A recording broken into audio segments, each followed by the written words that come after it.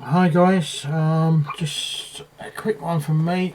I'm trying to make a few of these videos because as a team we all get on really well at SCG. We've been doing investigations for a long time now together. We've all enjoyed each other's company, and I'd like to see a few of the old team back. I know a few of you are interested in all aspects of the paranormal, and this is one that's interested me for many years. I'm just going to bring up now a picture for the lockdown mental stress on people. Just have a look at this beautiful picture of this stunning lake and scenery, and just let it relax you a little bit. Who's feeling a little bit relaxed here? Can you imagine getting a deck chair maybe round here, and maybe a little canoe and paddling out here, fishermen, bit of fishing or so forth. Maybe come down here on the rapids, bit of whitewater rafting. This is Mars. This is the planet that is too hot for us to live on. A few years ago we were told this is what the crater looked like when water still existed on Mars. Now we know it must still exist, because if a planet has an atmosphere, i.e. a gravity field, which Mars does, like our own, it's not as strong as our, I think it's slightly heavier. I may be wrong, don't quote me on that one. I think Jupiter's would crush you. Mars, I believe, is slightly heavier than our own. Not good for people like me, because I'd weigh even more on Mars. No, please don't. Anyway, this is Mars, and that's a lake they found. Now, at the moment, there is a joint Chinese. They're saying the Chinese are only on the moon.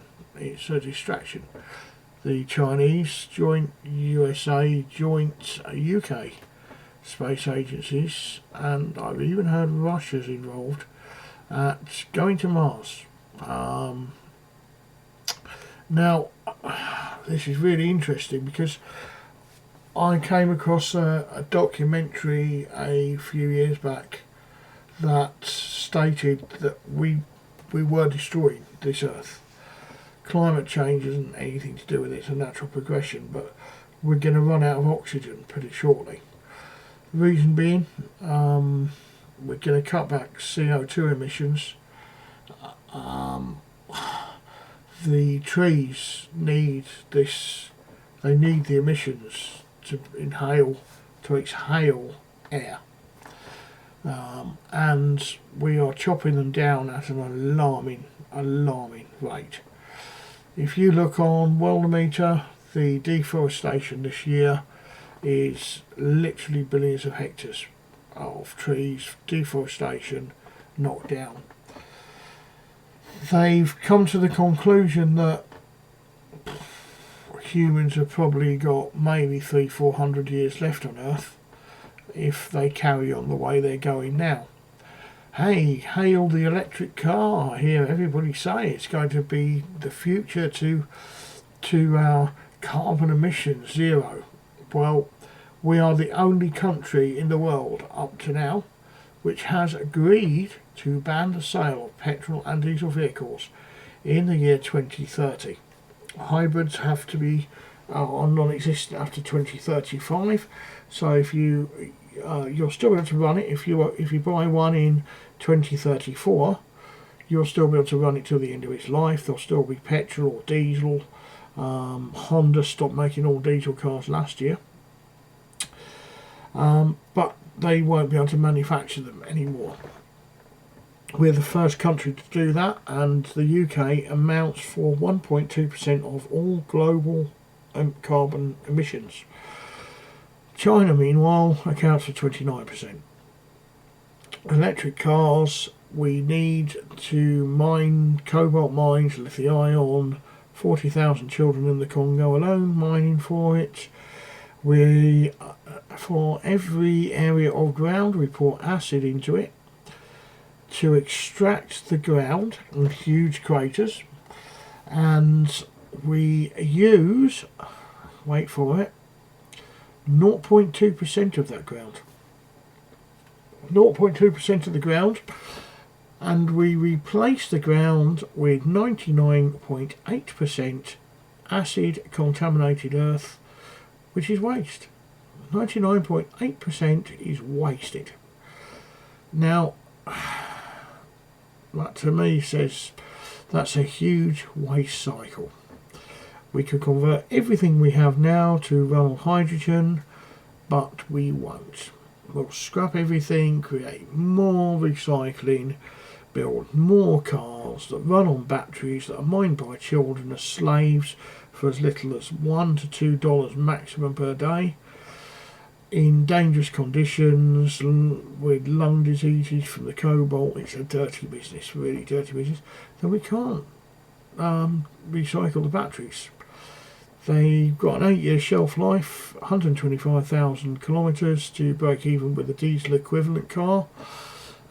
Taking in the fact that the batteries are made in China, shipped to Japan, shipped to the States, shipped to the UK. You can't run electric ships because they haven't got the range. You can't run electric planes because they haven't got the range. They haven't got the power to take off. The batteries are too heavy. Just a bloody disaster. They really are. But we're going to push along with those plans anyway. It's very strong in my mind because I love children. And I am of the belief at the moment that if you knowingly know that you have 40,000 children in the world mining for it, even if they didn't mine for that bit of cobalt or lithium-ion that went into your car battery, even buying an electric car or a hybrid car with a lithium-ion battery, which they all are, 26650 cells or 18650 cells, like them, packaged up in sequence in banks. Now, if you knowingly buy a car manufactured that way, you're condoning child cruelty. There's no other way for it. If you've got an electric car already, I'm sorry if I've just offended you, but I'm good at putting my foot in it, as those that know me know. Honestly, joking aside, it's a dirty business. We can convert to hydrogen now, everything we run on. I run a V8 44 petrol. It runs on LPG gas. The CO2 output is zero. It doesn't give out carbon emissions. The NOx content is virtually zero. It is ULEZ compliant, the same as my 1997 740i is. So there's a bit of food for thought, isn't there? LPG or hydrogen, two sources. But when we finish destroying this Earth, which the scientists reckon could be as little as 200-300 years, what the hell are we going to do? We can't go underground, vitamin D, we need sunlight. They reckon that we could move to Mars. And that'd be a good one, eh? We'd move to Mars. Now they've already experimented with, and they have experimented with an elevator to the moon. Now you may think I'm a crackpot now, but this is actually true.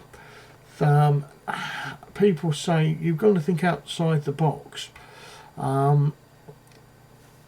People say, how are they going to put the scaffold tower up to build it?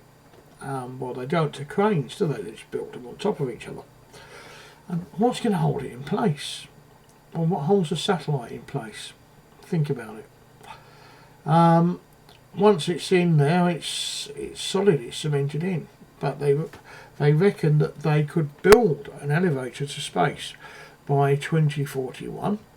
And the Sir Richard Branson's idea, Virgin's idea, he wanted to put people in space. Then he wanted to make a moon base.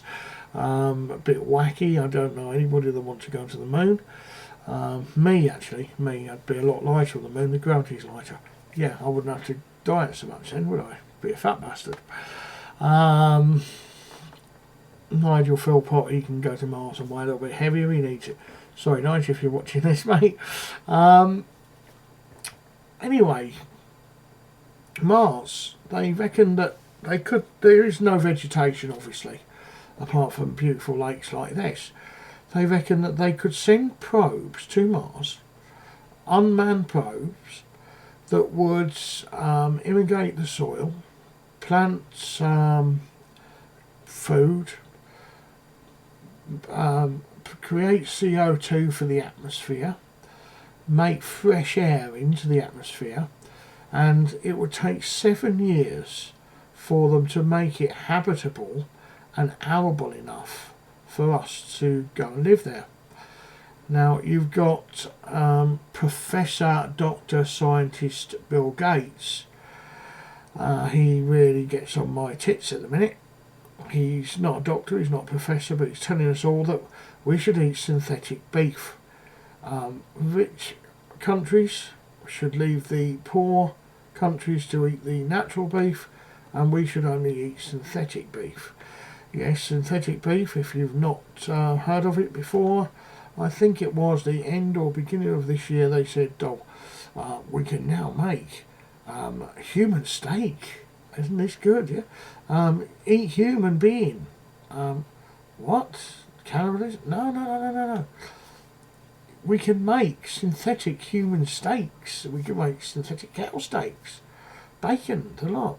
I'm not too sure if I'm keen on that.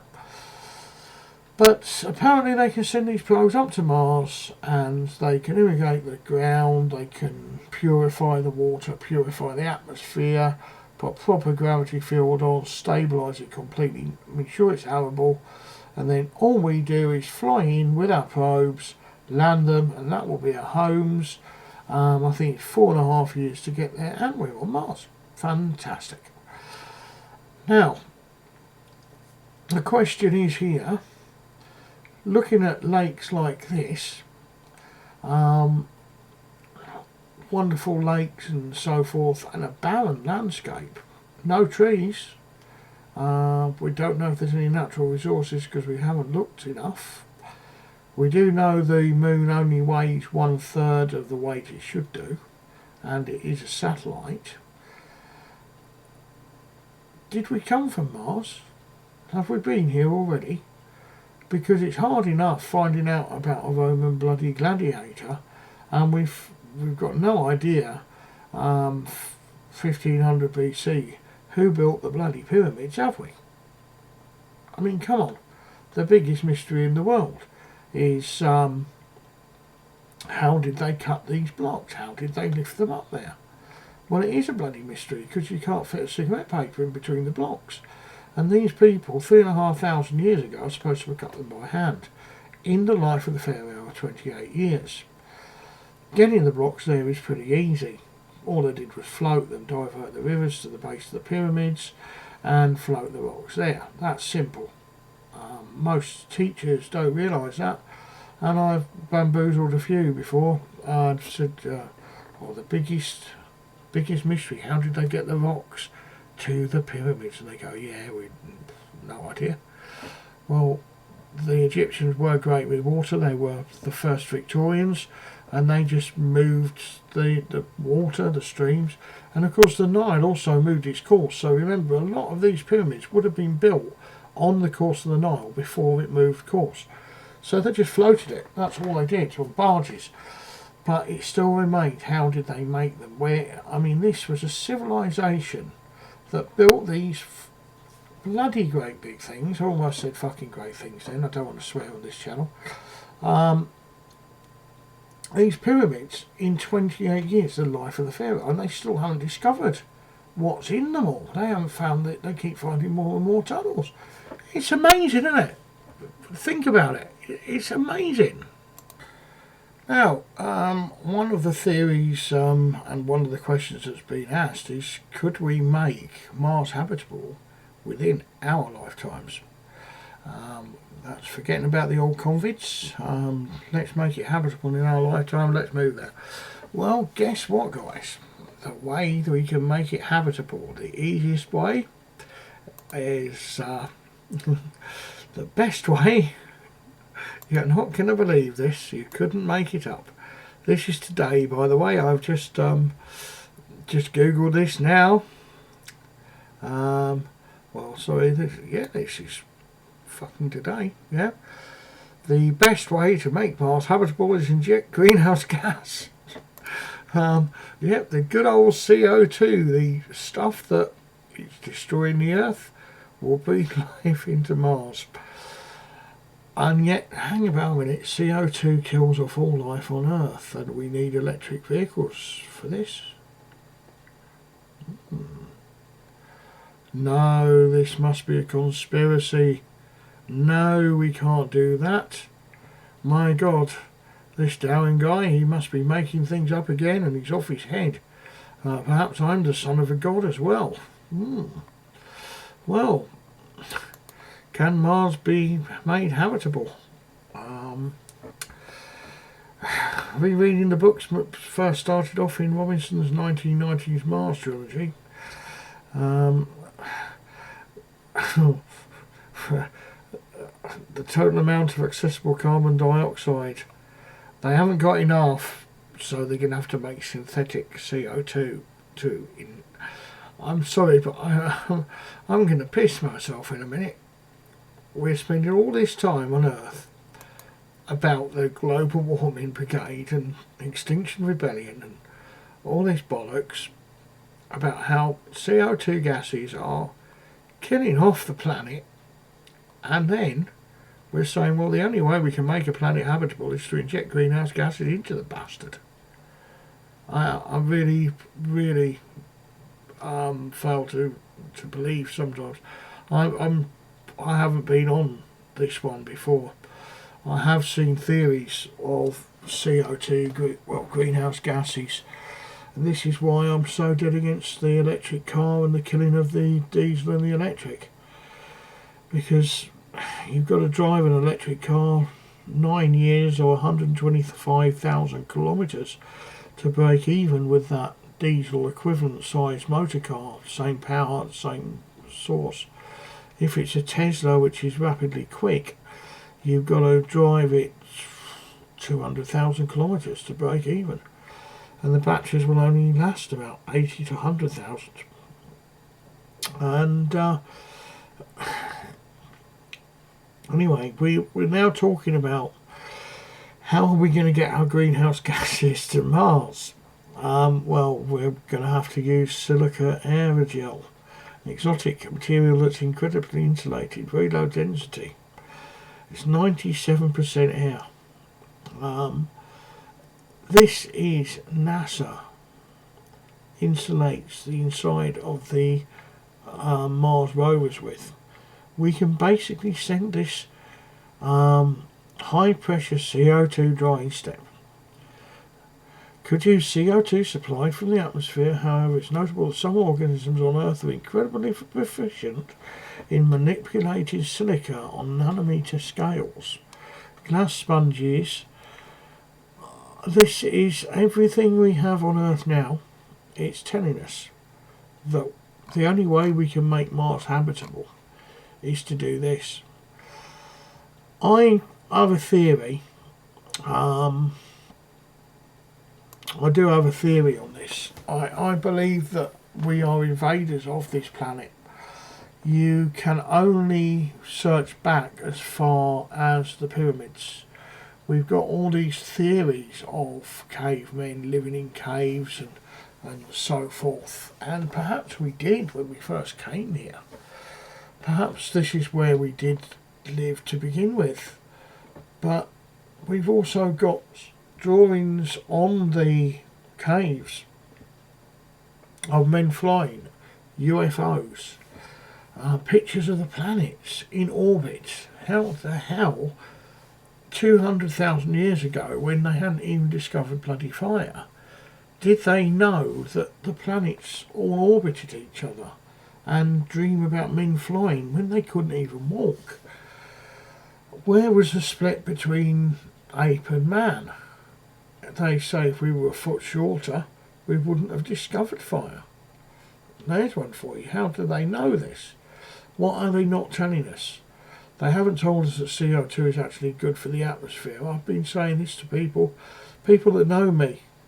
You know me, some of you on here. I've been saying this to you for ages. CO2 helps trees grow and the environment to reproduce itself. But nobody listens. And if you say anything, you're a conspiracy theory.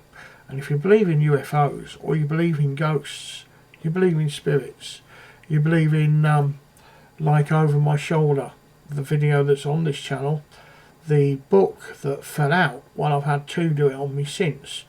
Last night I was sat here watching Shadows. I've got a serving hatch here. I've got my little muzzle on here, because I forget to take it out with me. The lights were off and I kept seeing shadows come and stand by the door. Then I heard some strange noises. Well, people pay hundreds and hundreds of pounds to see ghosts, to try and see ghosts, and we've proven that we can communicate, and some of us know. Is it because, like in my previous video, the RH blood type? Is it just because we want to believe, or is it because 85% of abductees have got that blood type in them? We've all seen strange lights in the sky. There's some really good channels on here. I'd leave it to you guys, because we're all in this together. But I personally theory we came from Mars. We possibly jumped into a cave. We built the pyramids, a form of electricity, because they all vibrate certain times of year and they emit electricity. And then we moved outwards and we started just mass raping and pillaging of the earth. And now it looks like we're going to go back to Mars. It won't be in our lifetime, I can assure you of that, but maybe sometime in the future I can see us going back to Mars. There is, at the moment, there's a huge joint venture going on to find a planet that's habitable. Anyway guys, thank you for being part of SCG.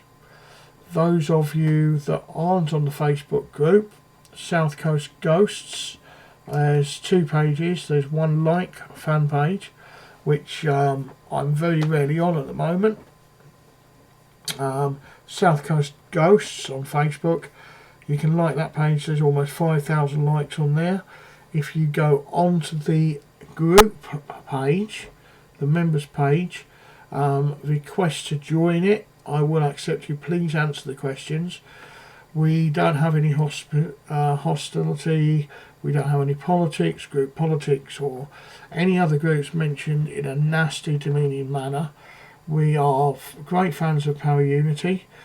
Part of Great British Ghost Hunters, British Paranormal Association verified. We have full £5 million worth of public liability insurance. We have a great team made up of skeptics and believers. We do team events, we do public events, we do private houses. I have been doing this now for 38 years. I know I don't look a day over 21, but I am actually a bit older. I hate the word medium. I always say sensitive. I am what most of you would term a medium. I have in the past made, monetary wise, 0, because I do not charge.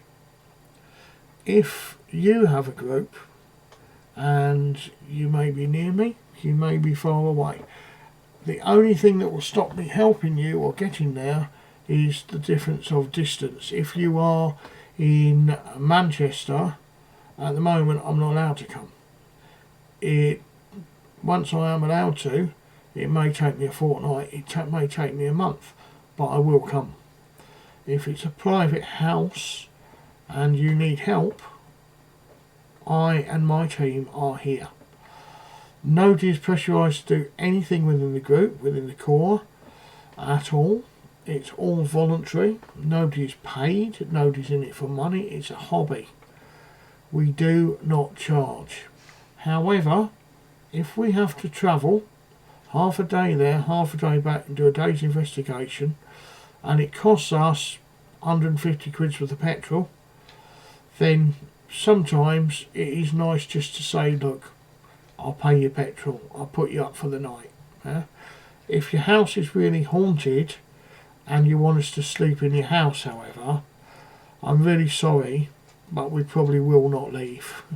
We will probably stay.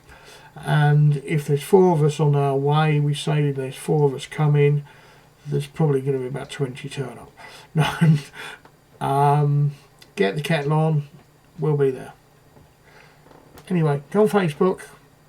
If you want to be part of us, go on the like the page, come onto the join page, request to join, put in the comments, watch your YouTube, saw you on an advert, whatever. Helps me to gauge where my audience is coming from. If you want to come out on an investigation, fantastic. Always love new people coming out, on whether you've got experience or I just love meeting people. We all do. There's myself, Angela, Greg, Mark and Nigel on the core team. We then have subsidies on the core team, and then we also have other people that come out as members as well. But we have a very strong core team. It's run by the core. There's no rubbish whatsoever. I obviously don't swear on these channels at all, and we're just going to spread the love, guys. Also got a website, www.southcoastghost.com. Cost me an absolute fortune for the advertising and so forth on it with GoDaddy that they never told me when I took it out. However, that's paid out my own pocket, same as the insurances, travel, events. Get on there, have a look, I will update it. Love, peace, harmony, go and spread the love, believe in the white light, always. Love and peace to you all, guys, and thanks so much for watching my very long video, but that's just one of my feelings. I've just got feeling. Water feeds all life. Where do we go when it's hot? Mars is warmer than here. We've got water, we've got stunning lakes. Cheers, guys, see you later.